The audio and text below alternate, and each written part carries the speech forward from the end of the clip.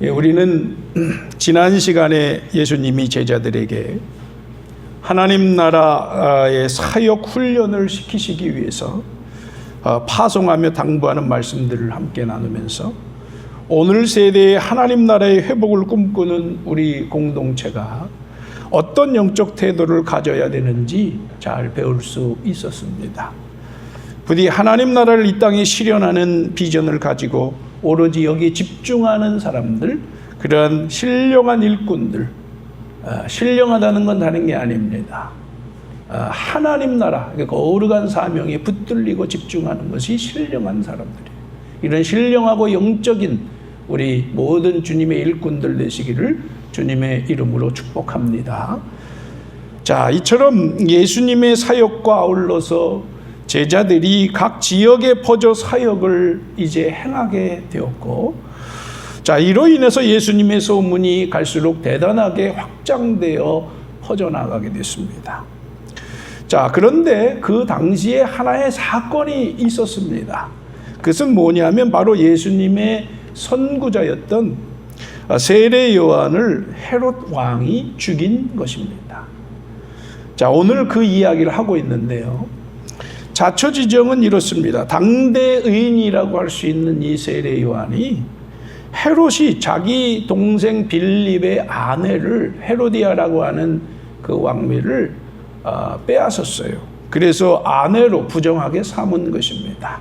자기 마음에 들었다 해서 그렇게 죄를 진 것이죠. 그것을 두고 집요하게 이 세례 요한은 잘못된 것이다, 부정한 일이다, 불의한 일이다 라고 책망을 했습니다. 그러자 헤롯은 그런 이 세례 요한이 눈에 가시가 됐죠. 그래서 그를 죽이고 싶어도, 그 왕의 권세로 죽이고 싶어도 그를 죽였다가는 세례 요한을 사람들은 선지자로, 하나님이 보내신 사람, 하나님의 선지자다, 그는 뭐 예레미야다, 뭐 엘리야다, 별 소문이 다 돌 정도로 대단한 어떤 영적 권위를 가진 그런 사람이었고, 그러니까 사람들은 이 사람이 또 이렇게까지 생각하는 거죠. 메시아가 아니냐, 우리가 기다리던 메시아가 아니냐, 이렇게 생각하는 사람이거든요. 자, 이런 사람을 함부로 죽였다간 백성들의 소요가 일어날 것이다라는 두려움이 있었습니다. 자, 그러니까 이를 죽일 수도 없고, 그래서 감옥에 가두어만 놨어요. 그런데 그와 함께 헤롯과 똑같은 유유상종 아닙니까?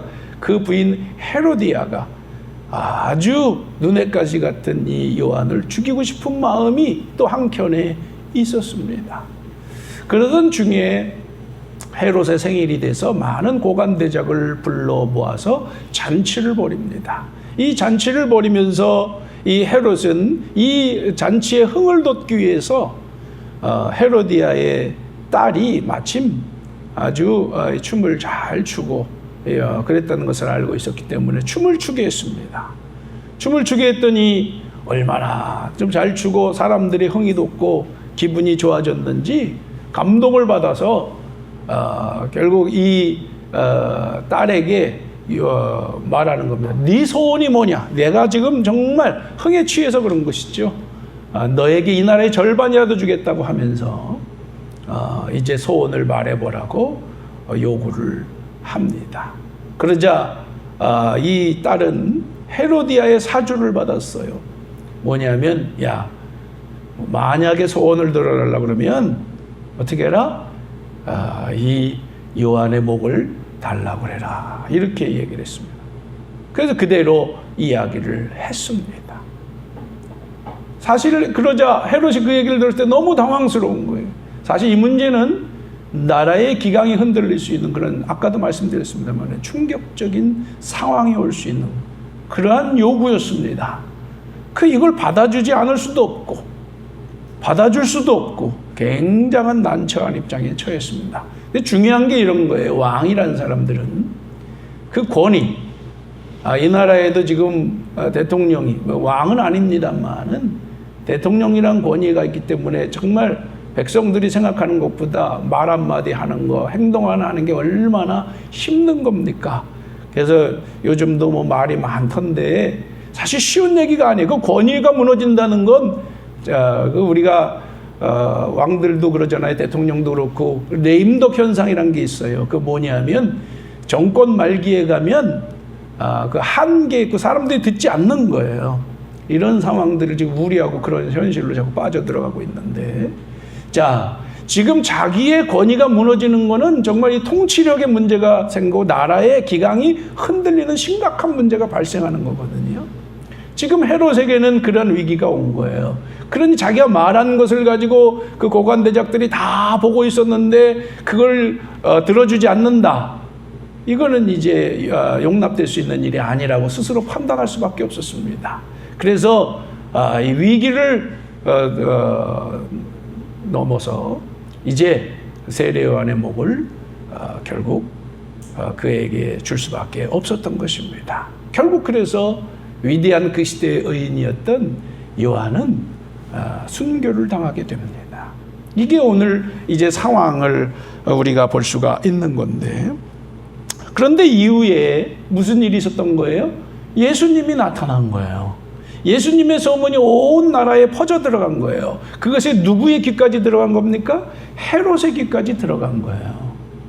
자, 그래서 이 사람들도 그렇게 얘기하는 거예요. 오늘 두 번 그게 반복돼서 나오는데, 사람들이 야, 이 예수님은 바로 세례 요한이 살아 돌아온 거다. 세례 요한이 죽어서 얼마나 사람들이 가슴이 아팠는지를 느끼게 하는 거죠. 자, 세례 요한이 돌아온 거다. 사람들은 굉장히 다시 들뜨고 기대감이 컸던 겁니다. 그런데 그것을 똑같이 반대 입장에서 누구도 느끼는 거예요? 헤롯 왕도 느끼는 겁니다. 야, 보니까 이 예수님의 소문을 들어보니까 이것은 누가 온 것이 살아 돌아온 것이다? 바로 세례 요한이 살아 돌아온 거다. 이 헤롯도 똑같이 부정적인 의미에서 그렇게 느끼고 있는 것입니다. 자, 여러분, 그래서 반복돼서 이렇게 또 언급하고 있다는 것은 항상 여러분 성경을 읽을 때 우리가 몇 가지 원리가 있는데 그 중에 하나가 반복된다는 것은 이것은 중요하다는 겁니다. 반드시 이루어지는 것이고 중요하다는 거거든요. 여기서는 중요하다는 의미죠. 그렇다면 세례 요한의 죽음과 예수님의 이런 나타나시는 사역, 이건 어떤 연관이 있기 때문에, 어떤 연관이 있는데 왜 이렇게 이것을 강조하고, 본문도 강조하고 헤롯도 그것에 심각한 반응을 보이는 걸까? 우리는 여기에 질문을 하지 않을 수가 없고, 이것이 오늘 우리가 나눌 이야기에 아주 중요한 영적 의미가 있다라고 하는 겁니다. 제가 오늘 여러분과 그것을 나눌 때 주의 은혜와 우리 공동체를 인도하시는 권세가 이 말씀 가운데 함께 하시기를 주의 이름으로 축복합니다. 자, 먼저 요한은 계약 정신의 회복을 통해서 하나님의 나라를 다시 일으키고자 하는 그 선구자다라는 것입니다. 뭘 통해서? 계약 정신의 회복을 통해서. 제가 이제 그것을 구체적으로 설명하겠습니다만은 그걸 통해 하나님 나라를 다시 회복하고자 하는 그 선구자, 가장 앞장선 그러한 사람이다라고 하는 것입니다. 자, 여기서 당시 유대인들이 따르던 신앙인 이 옛계약, 이 옛계약은 왜 문제가 되었을까? 옛계약에 의해서 하나님 나라가 온전히 세워졌으면 문제가 안 되는데, 근데 바로 이 하나님 나라가 무너졌기 때문에 다시 세운다, 제가 말씀을 드렸잖아요. 그럼 옛계약은 도대체 뭐가 문제냐라고 이야기를 우리는 해봐야 되는 겁니다.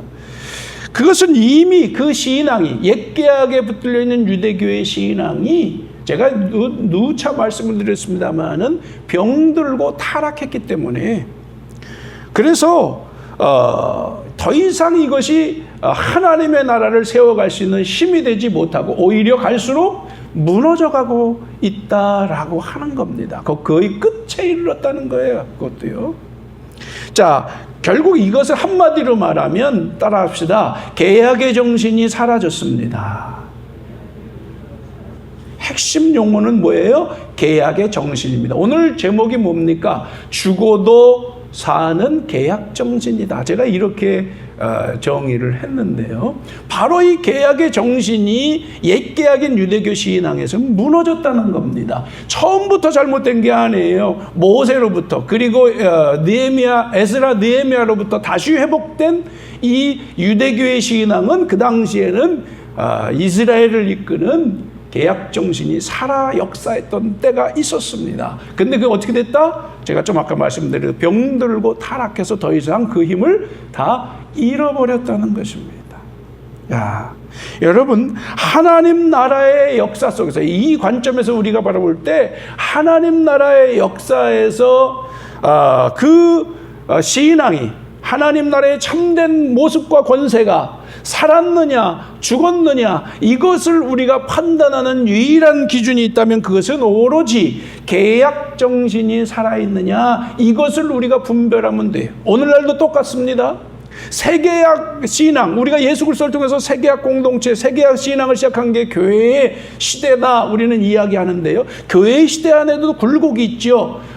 어떤 굴곡이 있습니까? 계약 정신이 살아있느냐 없느냐에 따라서 그 시대의 한계를 접어들었어요. 우리는 기독교인 중에서도 개신교인입니다. 그렇죠? 개신교라는 의미는 뭐예요? 이거는 개신교라는 뜻은 프로테스탄트란 말은 저항한다는 거예요. 개혁한다는 의미도 있지만 저항한다는 거예요. 뭐에 대해서? 잘못된 것에 대해서 저항하고 새로운 신앙의 기독교를 시작한 거예요, 여러분. 그게 가톨릭에서 개신교가 나온 정신입니다. 그건 뭐예요? 근본 계약 정신을 우리가 회복하자는 겁니다. 아멘. 우리는 개신교인이에요. 근데 그게 500년 전입니다. 503년 지났잖아요. 자, 500년 전입니다. 그런데 지금 개신교에서도 그것을 잃어버리고 있다는 거예요. 그래서 저는 이런 고민을 가지고 계속 여러분과 함께 이것을 세례 요한의 심정으로 회복하기를 열망하는 것입니다. 여러분, 역사학자들이요, 이거는 일반 역사학자들이 말하는데 세상의 역사의 흐름을 잘 보니까 몇 년 주기, 이건 사회학자들이 이야기한 겁니다. 전 사회학을 전공한 사람인데 세상의 역사를 보면 500년 주기로 세상은 그 흥망성쇠가 있다라는 겁니다. 근데 개신교의 출발과 함께 놀랍게 새 출발한 기독교의 역사는 세상을 주도하는 권세였습니다. 그렇죠? 유럽과 함께 이제 그런 것이 본격화되고 이 흐름에서 하는데 500년이 흐른 지금쯤 되니까 어떤 일이 있어요? 이 바닥을 치게 되는 위기가 왔는데요.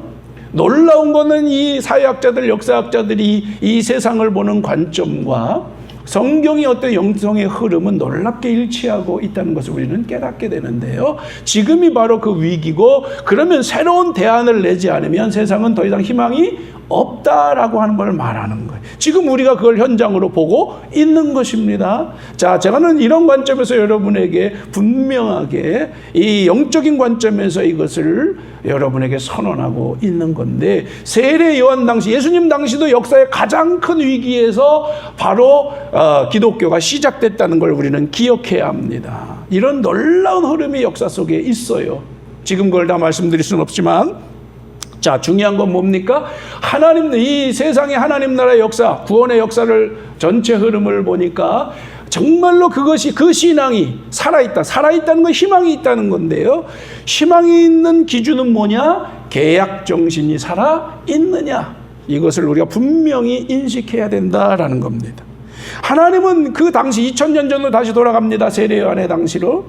자, 다시 계약 정신을 회복해야 되는 거예요. 왜? 유대교가 무너져 있기 때문에. 그것을 회복하기 위해서, 그래서 하나님 나라를 새 출발하기 위해서 세운 사람이 바로 누구다? 세례 요한. 첫 사람이 바로 세례 요한이다. 지금 이것을 오늘 우리는 다시 점검하고 보고 있는 것입니다. 그럼 세례 요한이 선포한 복음의 핵심 내용이 뭡니까?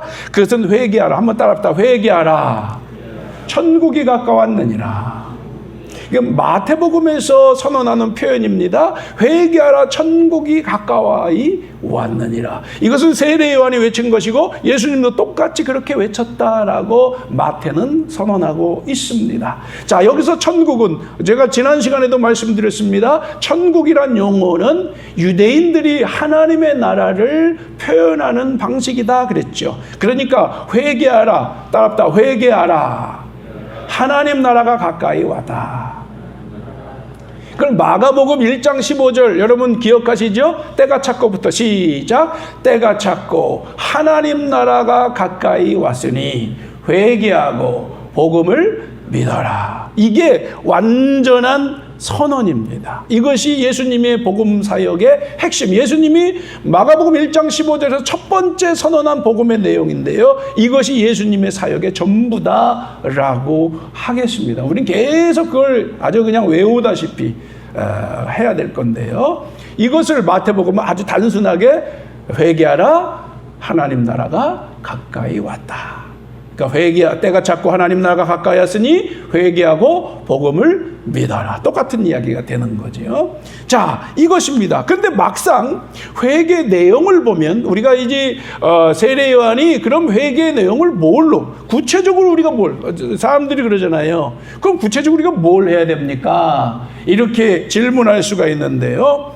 자, 세례 요한이 여기서는 안 나와요. 마가복음 안 나오는데 누가복음에서는 이것이 좀 자세하게 나오는 본문이 있습니다. 이거 읽어보시면 이제 함께 읽습니다. 시작. 무리가 물어 이르되 그러면 우리가 무엇을 하리이까? 대답하여 이르되 옷 두 벌 있는 자는 옷 없는 자에게 나눠줄 것이요 먹을 것이 있는 자도 그러할 것이니라 하고 세리들도 세례를 받고자 하여 와서 이르되 선생이여 우리는 무엇을 하리이까 하매 이르되 부가된 것 외에는 거두지 말라 하고 군인들도 물어 이르되 우리는 무엇을 하리이까 하매 이르되 사람에게서 강탈하지 말며 거짓으로 고발하지 말고 받는 급료를 족한 줄로 알라 하니라. 아멘.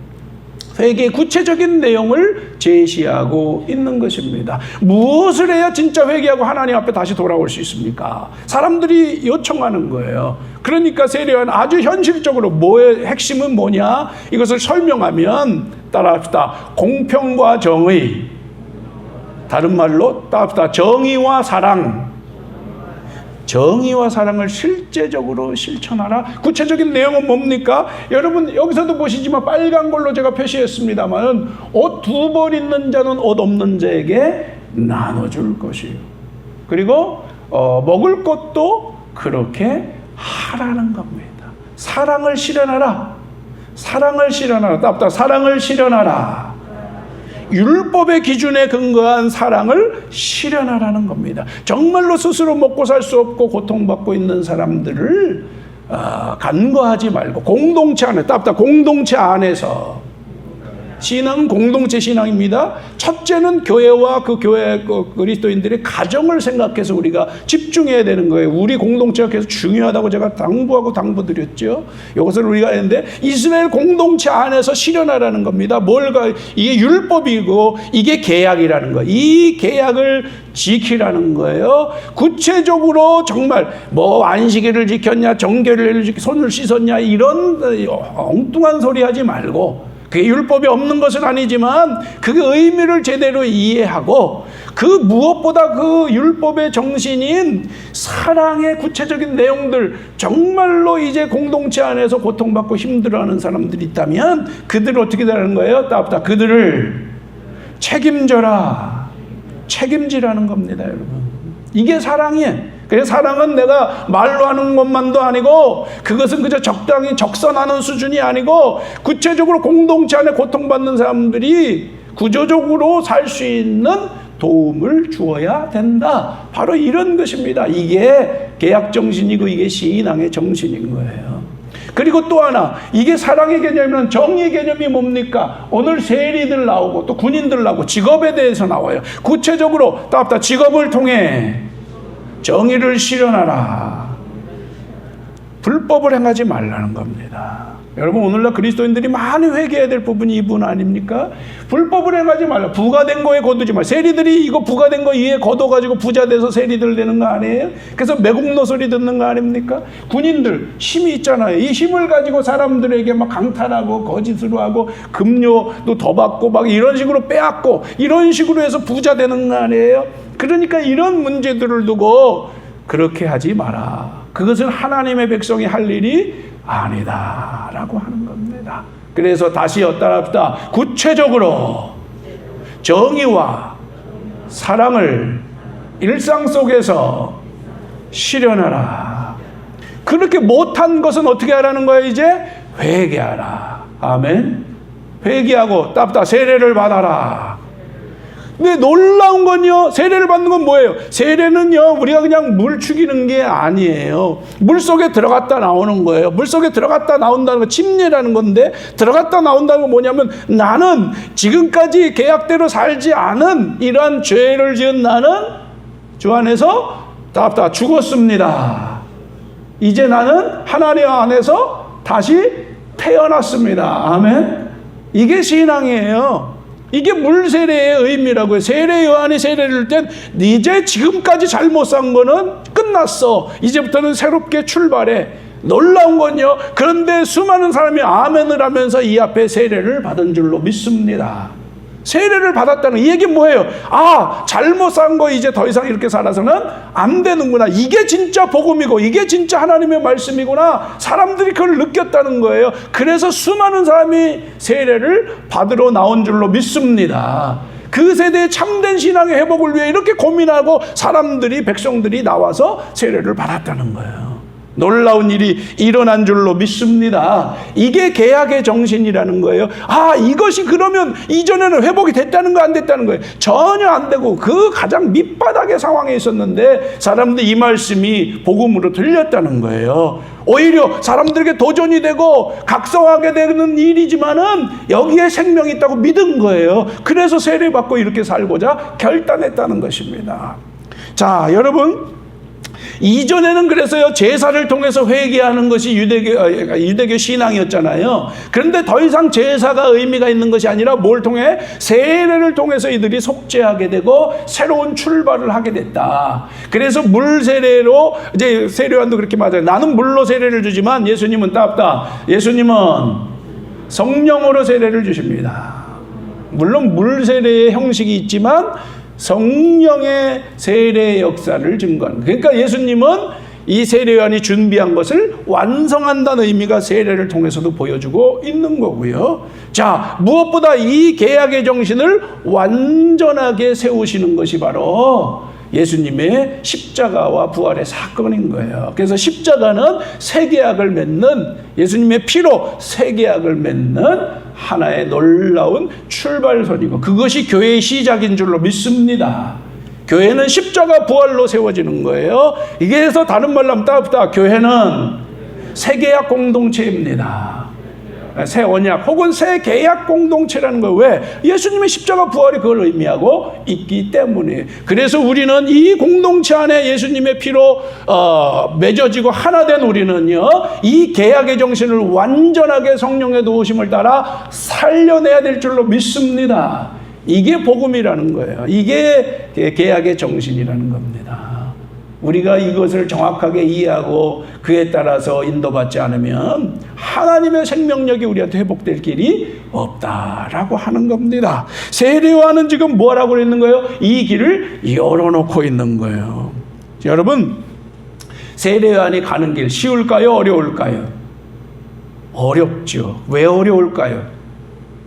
남들이 가지 않던 길이고, 더더군다나 한 번도 그 누구도 세례요한 이전에 생전에 본 적이 없는 길입니다.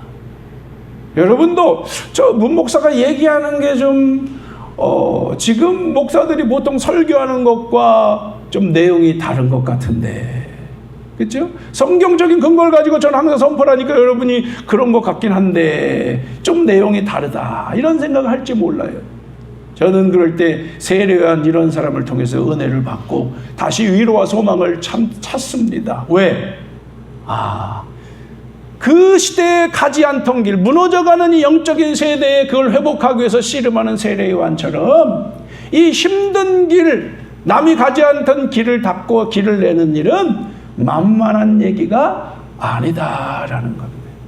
여러분, 그런데 세례요한은 자신의 온 인생을 통해서 이 길을 끝까지 승리한 줄로 믿습니다.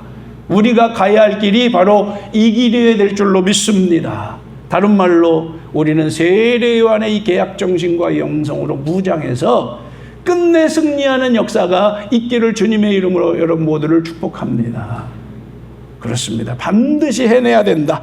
만만치 않지만 멸망의 세대에서 생명을 공급해주는 역사다. 이 일을 이루어내고자 할 때 주님께서 반드시 승리하도록 인도해 주실 줄로 믿습니다. 자, 그런데요, 요한은 자신이 이 일을 통해서, 이 사역을 통해서 가장 흥할 때, 세례요한에게 가장 흥할 때 놀라운 것은 예수님의 길을 위해서 스스로 쇠하는 길로 갔다라는 겁니다. 가장 흥할 때 그는 스스로 자기를 쇠하는 길이 뭐예요? 사라지는 길로 갔다라고 하는 겁니다. 세례요한은요, 여러분, 세례요한과 예수님의 관계 제가 잠시 말씀드립니다. 생애로부터 사역에 이르기까지 예수님의 길을 한 발 앞서가는, 한 발 앞서가는, 누구보다? 예수님보다 한 발 앞서가는 선구자였다라는 것. 한 발 앞서가는. 예수님보다 세례요한은 얼마나 일찍 태어났을까요? 우리가 누가복음에 보면 한 6개월 정도 먼저 태어난 것으로 보입니다. 한 몇 개월 먼저 태어났어요. 그리고 요한이 사역의 최고조에 이르렀을 때, 여러분 다시 말씀드리면 누가복음에 왜 세례요한을 처음에 세례요한 얘기가 나오죠. 아버지로부터 탄생하고 하느님 모든 과정이 나오는데 왜 그렇게 다루냐? 그만큼 세례요한이 중요하다는 거예요, 여러분. 아까도 제가 말씀을 드렸습니다만은. 자, 그 요한이 사역에 결국 그래서 이제 앞장서서 사역을 먼저 길을 열어갔는데 최고조에 이르렀을 때 예수님이 그 앞에 세례를 받은 줄로 믿습니다. 세례를 받았다는 건 뭘 말하냐 하면 요한의 사역을 인정했다는 걸 말하는 거예요. 그리고 그 길을 따라가고 주님이 더 완성하겠다는 그 메시지가 그 안에 담겼다는 의미입니다. 자, 그래서 여러분 여기서 중요한 겁니다. 예수님이 요한에게 나와서 세례를 받았을 때, 요한복음에는 그게 좀 나옵니다. 그때 성령이 그에게 머무는 것을 보게 되리라. 그러면 그분이 누구다는 거예요? 메시아인 줄 알라라는 거. 그러면 이 얘기를 딱 통해서 이 얘기를 이제 그 하나님의 음성을 통해 알고 있었고, 그 일이 예수님을 통해 일어났을 때 세례요한은 건 무엇을 생각할까요? 이제 내 때가 다 되었구나. 내 때가 다 되었구나. 이거 어려운 얘기예요, 여러분.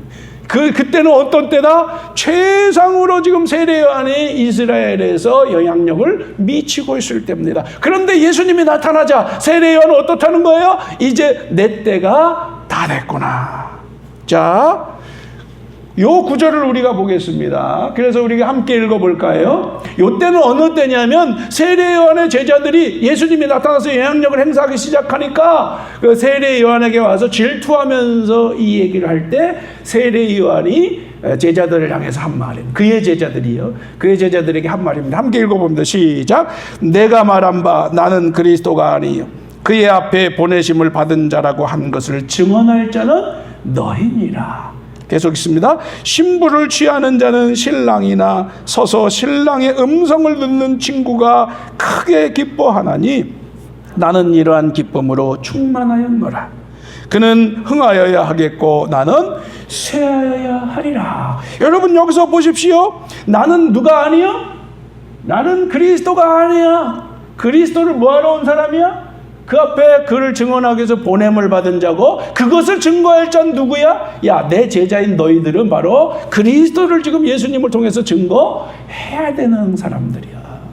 그리고 또 중요한 거는, 자, 신부를 취하는 자는 신랑이지요. 그런데 그 옆에 신랑의 음성을 듣는 친구, 이걸 뭐라고 그래? 따라합시다. 들러리. 왜 들러리라고 그러잖아요. 들러리다. 나는 누구다? 나는 이러한 기쁨, 어떤 기쁨? 들러리의 기쁨으로 충만할 자다. 나는 지금 충만하다. 너희는 질투하고 있지. 나는 뭐하고 있다? 기쁨이 넘친다. 왜? 내 사명을 다 한 거야, 안 한 거야? 이제 다 했다라는 것입니다. 이게 영성이 있는 자 없는 자의 차이인 거예요. 제자들은 전혀 그 상황을 헤아리지 못하지만 세례요한은 영성이 깊은 사람이기 때문에 그 계약 정신과 영성에 붙들려서 이렇게 고백하는 거예요. 그리고 결론은 뭐예요? 크게 읽읍시다. 다시 시작. 그는 흥하여야 하겠고 나는 쇠하여야 하리라. 저는 이 말씀 참 대단한 겁니다. 엄청난 선언이다. 그는 누구? 예수님은 이제 진짜 흥할 때가 오셨고 나는 이제 사라질 때가 됐다. 이 이야기입니다. 나는 들러리다. 진짜 주인공은 예수님이다. 이렇게 이야기하는 거예요. 여러분, 그리고 중요한 것은 그리고 곧 그는 어디로 가는 거예요? 스스로 쇠하기 위해서 헤롯에게 하나님 안에 기도하며 깨닫는 거예요. 내가 지금 쇠하는 길은 헤롯에게 불의를 선언함으로써, 그것은 불의하다고 선언함으로써 어떻게 되는 거야? 이제 내가 붙잡혀 죽는 길이구나. 그것을 깨닫는 것입니다. 이게 세례 요한이다라는 것입니다. 오늘 얘기가 연결이 되지요? 왜 이야기가 오늘 중요한가? 세례 요한은 스스로 누구에게? 헤롯에게 붙들려 죽는 길로 갔다는 것입니다. 예수님이 십자가에 억지로 죽으셨나요? 예수님이 원치 않으시면 죽지 않습니다. 그러나 예수님은 스스로 가셨다. 그걸 예수님이 우리는 공간복음을 통해서 보면 고백하고 계십니다. 이것은 내가 스스로 가는 길이다. 아멘. 세례 요한도 뭐예요? 스스로 그 길을 알아서 가는 것입니다. 헤롯을 통해서 죽음의 길로 가는 것입니다. 죽음의 길, 순교의 길로 말이죠. 여러분, 오늘 여기서 우리는 보는 겁니다. 자신의 해야 할 사명이 계약 정신의 회복을 통해서 하나님 나라의 길을 닦는 길임을 정확하게 알고 있고 그를 따라 순종해 나아가는 사람, 그리고 메시아이신 예수님께서 오셨을 때에 이제 그분의 사역이 시작될 때며 동시에 자신은 사라져야 될 때임을 알고 스스로 그 쇠하는 길, 죽음의 길로 나아가는 사람. 무엇보다 여러분, 이것이 얼마나 중요하냐면 그의 죽음은, 따라합다, 그의 죽음은 예수님의 죽음을 의미하는 것입니다. 그렇다는 건 뭐냐면 예수님이 몇 개월 후에는 죽으셔야 된다는 것을 예수님은 깨닫는 거예요. 이제 그와 연결된 것은요, 여러분, 우리가 다음 주에 오병이어의 기적에 대해서 말씀드릴 텐데요, 이 말씀에서 제가 다시 연결해서 드리겠습니다. 구체적인 것은요, 굉장히 중요한 것인데 예수님이 이제 당신이 죽을 날이 다가오고 있다는 걸 세례 요한의 죽음을 통해 보신 거예요. 그랬을 때 예수님이 첫 번째 한 일이 오병이어의 기적이라는 건데요. 자, 이것에는 자세히 다음 주에 말씀드리는데, 중요한 것은 세례 요한은 놀랍게도 자신이 무엇을 해야 하고 어떤 길로 가야 하고 자기가 어떻게 사라져야 할지를 정확하게 알고 그렇게 움직였던 가장 신령한 사람이었다라는 것입니다. 여러분, 이런 분이 계시기 때문에 하나님 나라가 수월하고 평탄케 된 줄로 믿습니다. 그래서 성경에서도 말하는 거죠. 그래서 그의 길을 잡고 평탄하게, 굴곡을 평탄하게 한단 말이에요. 골짜기를 메우고. 이 일을 누가 한 거라고요? 바로 세례 요한에서 예수님은 이제 세례 요한이 그 영향력에서 사람들이 영적으로 많이 어떤 길로, 회개의 길로 가야 할지를 깨달았을 때 이제 거기에 복음을 선언함으로 하나님 나라가 수월하게 펼쳐지게 해주신 줄로 믿습니다. 요한이 없으면 이 일이 쉽지가 않았던 것입니다. 그래서 그는 선구자요, 이 길을 가게 했던 그런 일이다라고 하는 겁니다. 저는 왜 오늘 이야기를 하냐? 오늘날 교회들이, 우리 교회를 비롯해 모든 교회들이 함께 여기서 무엇을 돌이켜야 될까요? 그것은 세례 요한의 모습과 정반대의 길로 가고 있다라고 저는 깨달아지는 것입니다. 이게 무슨 말입니까? 오늘날 교회의 사명이 무엇인지조차 제대로 분별하지 못해 하나님 나라의 사명을 이 땅에 어떻게 실현하는 것인지에 대한 정확한 이해가 제대로 돼 있는 사람들을 거의 볼 수가 없어요. 그런 선언과 교회들이 별로 없어요. 더 나아가서 이제 그러다 보니까 어떤 과정으로 교회가 가야 하는지도 혼란에 빠져 있고, 그러다 보니까 어떻게 마무리해야 되는지도 분별하는 것은 언감생심이다. 감히 생각할 수가 없다는 것입니다. 너무 안타까운 거예요. 여러분, 이런 식으로 가다가는 교회가 길을 가는 만큼 더 힘들어지는 거예요. 왜? 가는 만큼 돌이켜야 되기 때문에. 지금 그래서 회개란, 메타노이아란 말, 구약에서도 테슈바, 슈바라는 말도 다 같은 뜻인데요. 따라합시다. 멈추어. 방향을 돌이키는 것입니다.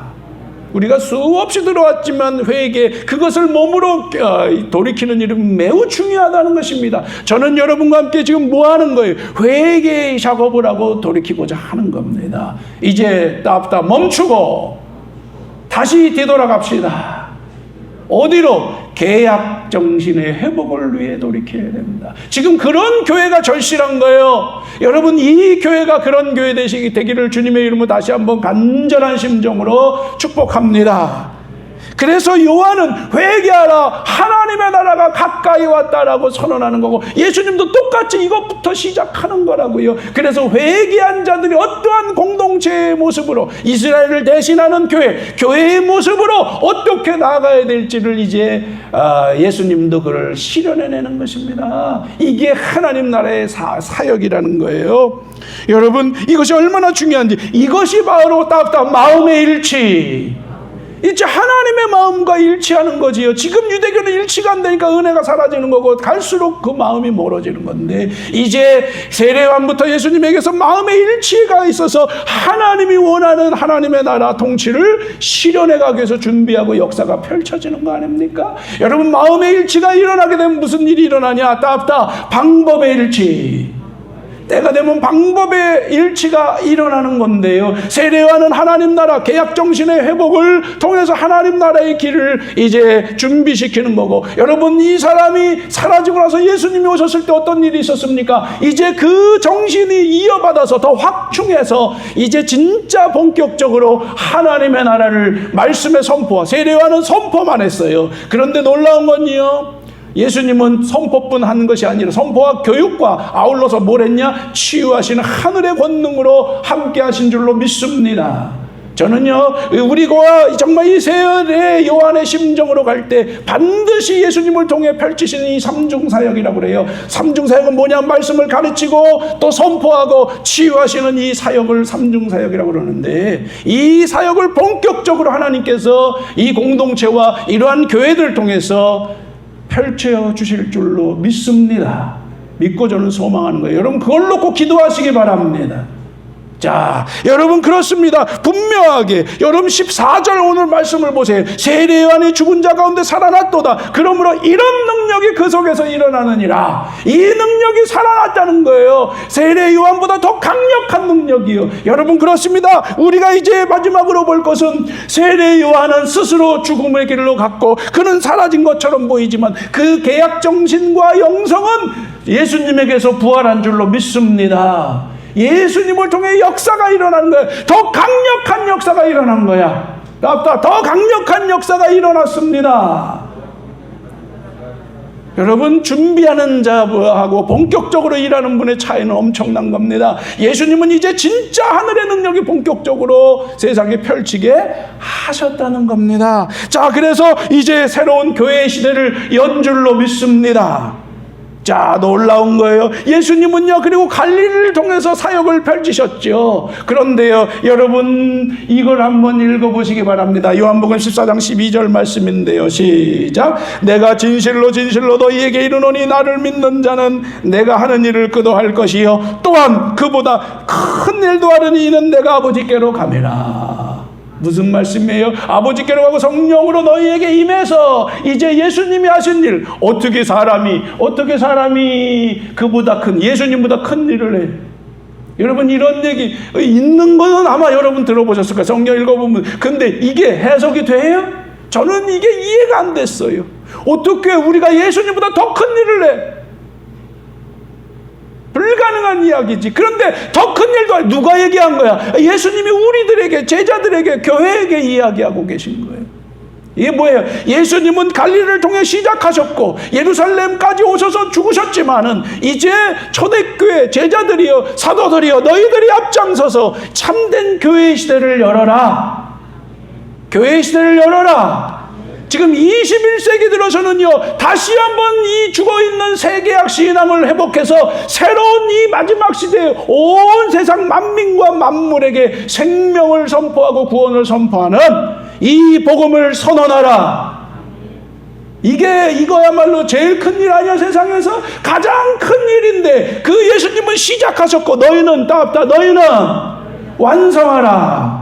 물론 최종 완성은 예수님이 다시 오셔서 결정을 내리시겠지만, 새하늘과 새 땅이란 마지막은 예수님이 하시는 거지만은 세상에서 이 역사의 기간 동안 하나님께서는 반드시 교회를 통해서 이루실 줄로 믿습니다. 지금 온 세계가 코로나의 고통 속에 있는 건 뭘 말하는 거다? 이 죽음의 위기에서 너희를 건져내리라. 아멘. 복음이에요. 이게 진짜 복음 아닌가요? 이게 진짜 복음 아닌가요? 세상을 살리는 게 하나님의 통치요 하나님의 나라인데 지금 우리는 그 복음을 갖고 있지 않아. 그러면 이루어질 수가 없는 거예요. 그러나 우리가 이것을 깨닫고 이 복음에 붙들려 새롭게 출발할 수 있다면 놀라운 일이 일어날 줄로 믿습니다. 저는 생각합니다. 세례요한 처음 시작한 삶 얼마나 어려웠을까. 시작도 어렵지만 지금 끝에 지금 얼마나 중요한 상황인데 우리는 두 가지 중요한 상황에 있어요. 뭐냐? 세례요한은 시작이지만 우리는 끝에 있다. 그런데 끝 중에서도 어디다? 시작이다. 새로운 출발. 지금 이전까지 오지 않던 길, 가지 않던 길을 우리는 처음 가는 그런 끝의 첫사람들이에요. 따다 끄트머리의 첫사람들. 우리는 또다시 세례요한의 심정이 필요한 거예요. 아멘. 그래서 계약 정신, 오늘날 이 시대의 교회들이 잃어버린 새 계약의 정신과 그 영성을 저와 여러분이 먼저 회복해야 될 줄로 믿습니다. 변방에 있는 우리들 교회지만요, 세례요한 저 광야에서 외치는 거예요. 저 변방에서 외치는 거예요. 그런데 때가 되면 사람들이 그 앞에 굴복하고 돌아오는 거고, 예수님 갈릴리 촌구석에서 하시지만 그런데 놀라운 건 거기서 역사가 일어나는 거야. 아멘. 이건 서울 도시에서 일어나는 게 아니에요. 진짜 싸울 곳은 이런 곳이다. 저는 여기에 소망이 있는 줄로 믿습니다. 중요한 건 우리가 세례요한의 심정으로 응답할 수 있느냐라는 것입니다. 우리가 이 믿음과 이 소망으로 기도하면서 함께 이 말씀 붙들려서 여러분이 힘내어서 나아간다면 반드시 2021년도 새로운 역사를 경험할 수 있는 시간으로 우리에게 기름 부어주실 줄로 믿습니다. 그 심정으로 나아가는 저와 여러분 모든 공동체가 되기를 주님의 이름으로 축복합니다. 기도하겠습니다. 사랑과 은혜가 충만하신 주님, 오늘 이 말씀을 통해서 우리가 어떤 자리에 있는지 다시 한번 돌아보게 되고, 세례요한의 그 계약 정신과 영성이 우리에게 얼마나 절실한 것이고 우리에게 무장되어야 되는 것인지를 다시 한번 깊이 깨닫고 주님 앞에 소망합니다. 그 믿음으로 응답하기를 바랍니다. 우리 함께 깨어 정말 우리에게 선포되는 말씀들을 붙들고 기도하며 마음을 모아 진정 주님이 기대하시는 거룩한 교회 공동체의 모습으로 준비되게 하여 주시옵소서. 그래서 마음껏 새로운 세대의 희망을 전해줄 수 있고 그 권세를 물려줄 수 있는 그러한 교회와 성도들이 되게 하여 주시옵소서. 주님께서 우리를 통해 그 일을 이루실 줄로 믿습니다. 예수님의 이름으로 기도드리옵나이다. 아멘.